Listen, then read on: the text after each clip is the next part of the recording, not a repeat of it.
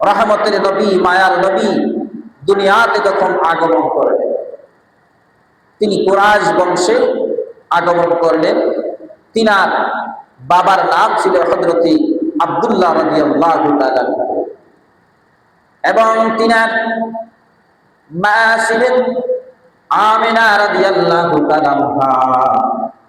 আর তিনার দাদা যিনি লালন পালন করেছেন তিনি হলেন হযরতে খাজা আব্দুল মুত্তালিব।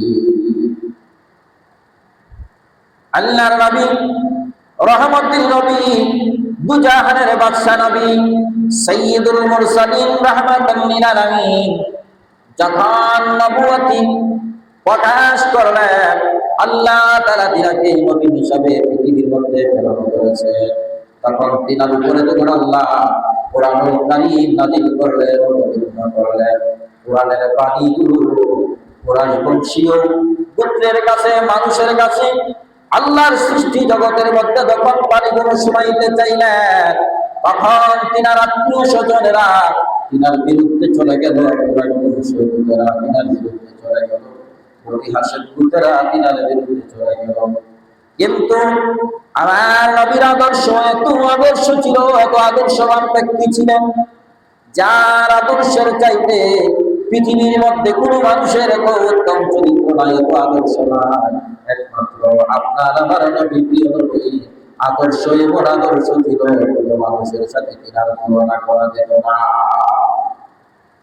আমার নবীর আদর্শ দেখে কাফিরদের মধ্যে যারা আমার নবীর বিরোধিতা করত, একে একে যখন সবাই ইসলাম ধর্ম গ্রহণ করা শুরু করে দিল, আমার রাসূলের সঙ্গী হওয়া শুরু করে দিল, আমার নবীর সাথী হওয়া শুরু করে দিল, ইসলাম ধর্মে যখন দাবি করতে শুরু করে দিল, তখন কাফেররা ষড়যন্ত্র শুরু করে দিল আমার নবীর বিরুদ্ধে। নাউযুবিল্লাহ। এমনকি হযরত উমর রাদিয়াল্লাহু তাআলা ইসলাম ধর্ম গ্রহণ করলেন। হযরত উমর ছিলেন শক্তিশালী, হযরত উমর ছিলেন রাগী। তিনি যখন ইসলাম ধর্মে গ্রহণ করে, ইসলাম ধর্মে যখন দাবিত হয়ে গেলেন, ইসলাম ধর্মের মধ্যে যখন চলে আসলেন, তখন কাফেররা বলল আর হবে না, আর হবে না। ষড়যন্ত্র তাদের বানিয়ে দিল, তারা একটা চুক্তি নামা করলো তাদেরকে নিয়ে বসে। সেই চুক্তির মধ্যে রেখেছিল যে যারা নবী মুহাম্মদকে মুহাম্মদ হিসাবে মানে, নবী হিসাবে মানে, ইসলাম ধর্ম গ্রহণ করেছে, আমাদের গোত্রের মধ্যে যারা, তাদের সাথে আমাদের কোনো সম্পর্ক নাই, তাদের সাথে বিবাহ শাদী হবে না, তাদের সাথে আত্মীয়তা সম্পর্ক হবে না, এবং তাদের সাথে উঠা বসা আমাদের সম্পর্ক নিষেধ। তখন কাফেররা নিষেধ করে দিল, এবং ওই তাদের সাথে লেনদেন বন্ধ করে দিল, একসাথে বাজার করা বন্ধ করে দিল, সব কিছু বন্ধ করে দিয়ে ওই চুক্তি নামার মধ্যে সবগুলা উল্লেখ ছিল। ওই চুক্তি নামাটা কাবাগর বাইতুল্লাহ শরীফে টাঙিয়ে রাখা হলো। নাউযুবিল্লাহ। আল্লাহর নবীর বিরুদ্ধে তারা চক্রান্ত শুরু করে দিল, ইসলামের বিরুদ্ধে তারা চক্রান্ত শুরু করে দিল, ইসলামের বিরুদ্ধে তাদের ষড়যন্ত্র শুরু করে দিল। কিন্তু আমার আল্লাহ বলেন, আমি আমার প্রিয় নবী রহমতের নবীর সাথে আছি, আমার প্রিয় নবীর সাথে আছি। তোমরা যতই চক্রান্ত করো না কেন, তোমরা যতই বাধা বিপত্তি আনো না কেন, যতই তোমরা ইসলামের বিরুদ্ধে কথা বলো না কেন, আমার নবীর বিরুদ্ধে কথা বলো না কেন, তোমরা জেনে রাখো আমি আল্লাহ আমার নবীর পক্ষে আছি। জোরে বলুন সুবহানাল্লাহ। আমার নবীর পক্ষে কে আছে? আমার আল্লাহ বলেন, আমি আছি আমার নবীর পক্ষে। দ্বীনের কথা আমার নবী প্রচার করতেছে, কোরআনের বাণী তোমাদেরকে শিক্ষা দিচ্ছে, তোমরা মানো না, জেনে রাখো তোমাদের জন্য কঠিন শাস্তি আমি আল্লাহ রেখে দিয়েছি। কঠিন শাস্তির ব্যবস্থা আমি তোমাদের জন্য রেখে দিয়েছি।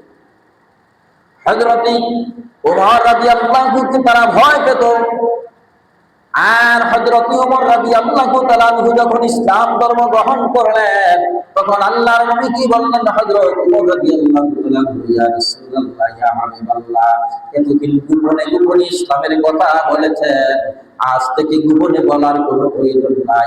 আমি ওমর ইসলাম ধর্ম গ্রহণ করেছি, কারো কোনো ক্ষমতা নাই ওমরের সামনে দাঁড়ানোর জন্য। জোরে বলুন সুবহানাল্লাহ।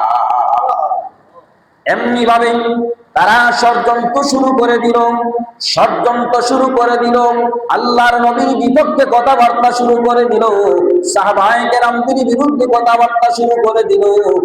আর আল্লাহর নবীর বিপক্ষে কথা বলার কারণে আমার আল্লাহর নবী বলেছিলেন, আবু লাহাব ধ্বংস হয়ে যাবে, আবু লাহাব ধ্বংস হয়ে যাবে।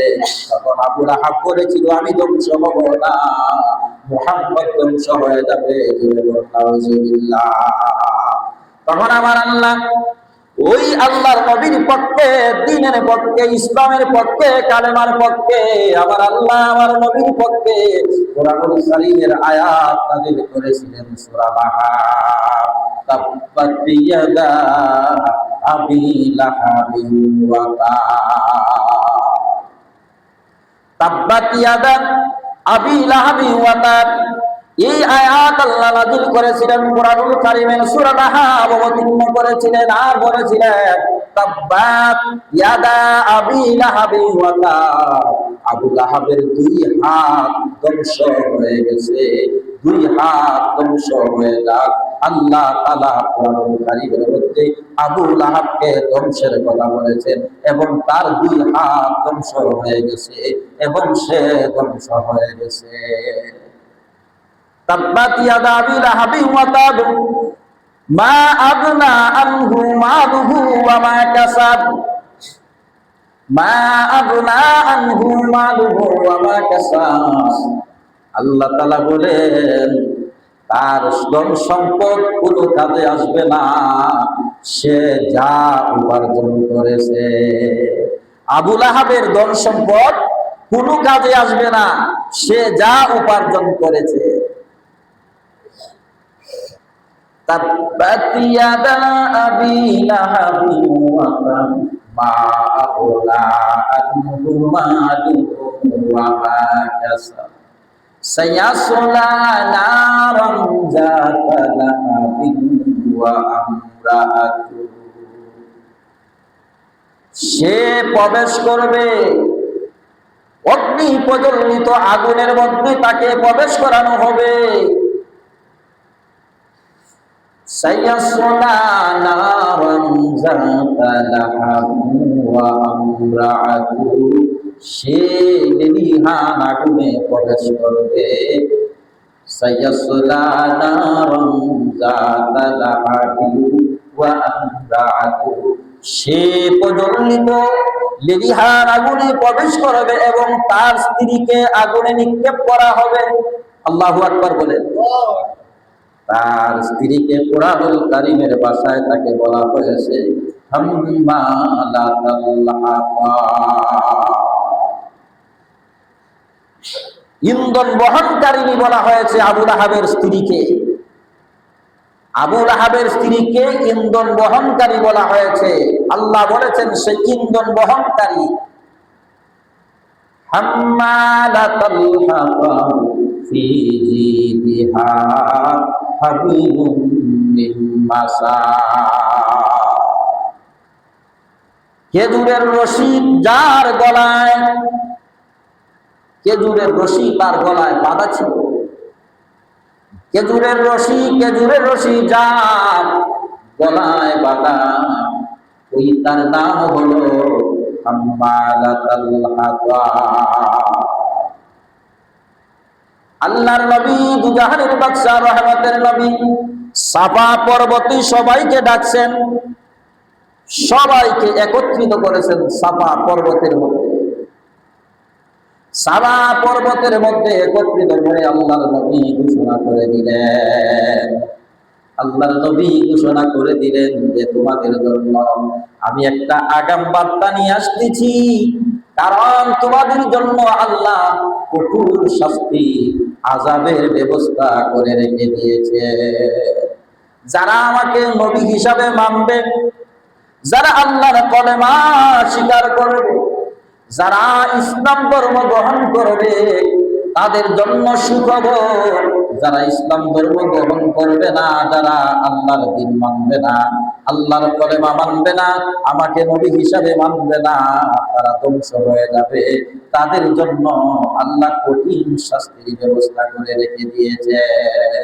তাদের জন্য কঠিন আযাব, কঠিন শাস্তির ব্যবস্থা করে দিয়েছেন। তখন আবু লাহাব বলল, হে মুহাম্মদ, তুমি কি আমাদেরকে এই জন্য ডেকেছো তুমি ধ্বংস হয়ে যাও? জোরে কর নাউজুবিল্লাহ, জোরে কর না নাউজুবিল্লাহ। কাকে বলে? আমার নবীকে আবু লাহাব বলে, তুমি কি আমাদেরকে এই জন্য ডেকেছো? তোমাকে কে সাহস দিয়েছে তুমি আমাদেরকে এইগুলা শোনানোর জন্য? তোমার কথা আমরা মানি না, তোমার কথা আমরা শুনি না, তুমি ধ্বংস হয়ে যাও। তখনই আল্লাহ তাআলা কোরআনুল কারীমের এই আয়াত অবতীর্ণ করেছিলেন, সূরা লাহাব অবতীর্ণ করে আল্লাহর নবীকে খুশি করে দিয়েছেন এবং কাফিরদেরকে নাস্তানাবুদ করে দিয়েছেন, কাফিরদেরকে ধ্বংস করে দিয়েছেন। এই কোরআনুল কারীমের আয়াত সূরা লাহাব অবতীর্ণ করে আল্লাহর নবী, রহমতের নবী, মায়ার নবী, দ্বীনের জন্য এত কষ্ট করেছেন, দ্বীনের জন্য এত কষ্ট করেছেন। ওই যে হাম্মালাতুল হাতাব, ওই মহিলা, তার নাম ছিল উম্মে জামিল। এই মহিলাকে কোরআনুল কারীমের মধ্যে আল্লাহ তাআলা হাম্মালাতাব বলেছেন, তার নাম ছিল উম্মে জামিল। সে আমার নবীকে উপহাস করত, আমার নবীকে গালি দিত, এমন কাজ করত। সেই মহিলা আমার নবী যেই রাস্তা দিয়া যাইতেন সেই রাস্তার মধ্যে কাঁটা ছড়াইত। এই মহিলার নাম হলো হাম্মালাতুল হাতাব। এই মহিলার নাম কি? হাম্মালাতুল হাতাব। কুরআনুল কারীমের মধ্যে আল্লাহ তাআলা ওই মহিলাকে হাম্মালাতুল হাতাব বলেছেন। এই মহিলা হলো ইন্ধন বহনকারী। সে মাথায় লাকড়ির বোঝা মাথায় বহন করে আল্লাহর নবীর রাস্তায় কাঁটা ছড়িয়ে রাখত। ওই মহিলা এত খারাপ ছিল, আল্লাহর নবীকে গালি দিত, দ্বীনের বিপক্ষে কথা বলতো, ইসলামের বিপক্ষে কথা বলতো। তখন সেই মহিলা বলেছিল, তোমাকে আমরা মানি না, এ মুহাম্মদ, তোমাকে আমরা মানি না, তোমাকে আমরা মানি না। কারণ তুমি যে কথাগুলো বলো সে কথাগুলো আমরা বিশ্বাস করি না। তোমার কোনো কথা আমরা বিশ্বাস করি না, তোমার কথাগুলো আমরা শুনবো না, তোমার কথাগুলো আমরা মানবো না। আল্লাহর নবীকে এমনি ভাবে সে কি করত? গালি দিত। আমার নবীর নাম হলো মুহাম্মদ। আর আবু লাহাবের স্ত্রী এবং আবু লাহাবের দলেরা আমার নবীকে নিন্দিত ব্যক্তি হিসাবে গালি দিত। জোরে কোন নাউজুবিল্লাহ। নিন্দিত ব্যক্তি হিসাবে আমার নবীকে গালি দিত। আর আমার নবী বলেন, তোমরা চিন্তা করো না, তারা আমাকে নিন্দিত হিসাবে গালি দেয়, আর আমার আল্লাহ আমার নাম রেখেছেন মুহাম্মদ। মুহাম্মদ অর্থ হলো প্রশংসিত। মুহাম্মদ অর্থ হলো প্রশংসিত। আর আবু লাহাবের দল, আবু জেহেলের দল, হাম্মালাতুল হাতাবের দল, ওই মহিলা ইন্ধনকারিণী, তারা আমার নবীকে বলতো কি? নিন্দিত। জোরে কর নাউজুবিল্লাহ। আর আল্লাহ বলেন আমার নবীকে প্রশংসিত। আমার নবী হচ্ছেন প্রশংসিত, আমার নবী হচ্ছেন মহান। আল্লাহ যার পক্ষে, তার কোনো ভয় নাই। আমার নবীকে আমার আল্লাহ বলতেন, ইয়া রাসূলুল্লাহ, ইয়া হাবিবাল্লাহ, আপনি আপনার কাজ চালিয়ে যান, আপনার কোনো ভয় নাই, আপনার কোনো টেনশন নাই, আমি আল্লাহ আপনার সাথে আছি। আল্লাহ যার সাথে আছে তার কোনো ভয় নাই, তার কোনো টেনশন নাই, তার কোনো চিন্তা নাই। তখন ওই আবু লাহাব আমার নবীর এত বিরোধিতা করেছিল, তখন আমার নবী হযরতে আবু বকর সিদ্দিক রাদিয়াল্লাহু তাআলা আনহু সঙ্গে যখন রওনা দিচ্ছিলেন, আর সূরা লাহাব যখন নাযিল হয়েছিল, আল্লাহ যখন আবু লাহাবের স্ত্রীকে গালি দিয়েছেন হাম্মালাতুল হাতাব বলে, আবু লাহাবের দুই হস্ত ধ্বংস হয়ে যাক বলে যখন গালি দিয়েছিলেন আল্লাহ, তখন সে আমার নবী রহমতের নবীর উপরে সে রাগান্বিত হয়েছিল, গুসা হয়েছিল। আবু লাহাব এবং আবু লাহাবের স্ত্রী দৌড়াইয়া একটা পাথর নিয়ে আমার নবীকে মারার জন্য উদ্যত হয়েছিল। একটা পাথর নিয়ে আমার নবীকে আক্রমণ করার জন্য গিয়েছিল। আমার নবী হযরত সাইয়েদনা আবু বকর সিদ্দিক রাদিয়াল্লাহু তাআলা আনহুর সঙ্গে একসঙ্গে যখন গিয়েছিলেন, হঠাৎ করে যখন সেই মহিলা পাথর হাতে নিয়ে দৌড়াইয়া যাচ্ছে, যায়া দেখতেছে হযরতে আবু বকর সিদ্দিক রাদিয়াল্লাহু তাআলা আনহু। আবু বকর সিদ্দিক রাদিয়াল্লাহু তাআলা আনহুকে বলে, মহিলা হাম্মালাতুল হাতাব, এই উম্মে জামিল বলতেছে, হে আবু বকর, তোমার নবী মুহাম্মদ কোথায়? তোমার নবী মুহাম্মদকে শায়েস্তা করার জন্য আমি এসেছি। এই যে আমার হাতে পাথরটা দেখেছো, আমি যদি এই নবী মুহাম্মদকে দেখতাম, এই মুহূর্তে তার মুখের উপরে আমি সেই পাথরটা নিক্ষেপ করতাম। জোরে করুন নাউজুবিল্লাহ। এই পাথর আমি নিক্ষেপ করতাম নবী মুহাম্মদের চেহারার উপরে, নবী মুহাম্মদের মুখের উপরে। আবু বকর সিদ্দিক রাদিয়াল্লাহু তাআলা উত্তর দিলেন না, কোনো জবাব দিলেন না। কেন তুমি এত গুসা হইলা? কেন নবী মুহাম্মদের উপরে তুমি এত রাগ করলা? এই মুহূর্তে ওই মহিলা আল্লাহর নবীকে দেখে নাই, আল্লাহর নবীর চেহারা মুবারক যখন সে দেখে নাই, কিন্তু হযরতে আবু বকর সিদ্দিক রাদিয়াল্লাহু তাআলা আনহুর পাশে আমার নবী দাঁড়িয়েছিলেন। জোরে বলুন সুবহানাল্লাহ। ওই মহিলা যখন চলে গেল, মহিলা চলে যাওয়ার পরে হযরতে সাইয়েদনা আবু বকর সিদ্দিক রাদিয়াল্লাহু তাআলা আনহু বলেন, ইয়া রাসূলুল্লাহ, ইয়া হাবিবাল্লাহ, আপনাকে কি ওই মহিলা দেখতে পায় না? আপনি তো আমার পাশে দাঁড়িয়ে আছেন, আমি তো আপনাকে দেখতেছি। সে মহিলা কি আপনাকে দেখতে পায় নাই? সে পাথর আপনার উপরে নিক্ষেপ করার জন্য পাথর নিয়ে আসলো, আপনার চেহারার উপরে পাথর নিক্ষেপ করবে, কিন্তু আপনাকে কি সে দেখে নাই? আল্লাহর নবী বলেন, আবু বকর, যখন সেই মহিলা আমার মুখের উপরে পাথর মারার জন্য এসেছে, আমাকে গালি দেওয়ার জন্য এসেছে, আমাকে আক্রমণ করার জন্য এসেছে, তখন আমার আল্লাহ ওই মহিলার চোখের সামন থেকে আমি আল্লাহর নবীর দেহ মোবারক, আমার জিসিম মোবারক, আমি আল্লাহর নবীকে সে দেখতে পায় না। তার চোখের মধ্যে আমার আল্লাহ আবরণ মেরেছিলেন, সব দেখতে পাইছে, কিন্তু আমি নবী মুহাম্মদুর রাসূলুল্লাহকে দেখতে পায় না। আল্লাহ যা চায়, এই জন্য আল্লাহকে বলা হয় সর্বশক্তিমান। আল্লাহ যদি আপনাকে রক্ষা করে, কারো কোনো ক্ষমতা নাই। আল্লাহ যদি আপনাকে হেফাজত করে, কারো কোনো ক্ষমতা নাই। এইটাই হলো আমাদের বিশ্বাস, এইটাই হলো আমাদের বিশ্বাস। আল্লাহ ছাড়া আর কোনো কেউ নাই, সব কিছুর মালিক হইলেন আল্লাহ। আর আপনার আমার নবী, আমাদের নবী, তিনি হলেন নবী মুহাম্মদুর রাসূলুল্লাহ। আল্লাহর নবীকে বিশ্বাস যারা করবে, আল্লাহকে যারা বিশ্বাস করবে, ওই কাফেররা আল্লাহকে মানত, আবু জেহেল আল্লাহকে মানত, আবু লাহাব আল্লাহকে মানত, হাম্মালাতুল হাতাব, যাকে ওই মহিলাকে আল্লাহ গালি দিয়েছেন, সেও আমার আল্লাহকে মানত, কিন্তু মানত না নবী মুহাম্মদুর রাসূলুল্লাহকে। নবী মুহাম্মদুর রাসূলুল্লাহকে নবী হিসাবে মানত না, তিনার কথাগুলো মানত না। এই জন্য আল্লাহকে মানলে মুসলমান হওয়া যায় না, আল্লাহকে মানলে ঈমানদার হওয়া যায় না। ঈমানের শর্ত হলো নবী মুহাম্মদুর রাসূলুল্লাহ, লা ইলাহা ইল্লাল্লাহু মুহাম্মাদুর রাসূলুল্লাহ সাল্লাল্লাহু তাআলা আলাইহি ওয়া আলিহি ওয়াসাল্লাম। আল্লাহর সাথে সাথে নবী মুহাম্মদুর রাসূলুল্লাহর উপর ঈমান আনতে হবে। আল্লাহর উপর ঈমান আনার সাথে সাথে নবী মুহাম্মদুর রাসূলুল্লাহর উপর ঈমান আনতে হবে। তখনই আপনি হয়ে যাবেন ঈমানদার, তখনই হয়ে যাবেন মুসলমান, তখনই আপনার উপরে নামাজ ফরজ হয়ে গেল, তখনই আপনার উপরে রোজা ফরজ হয়ে গেল।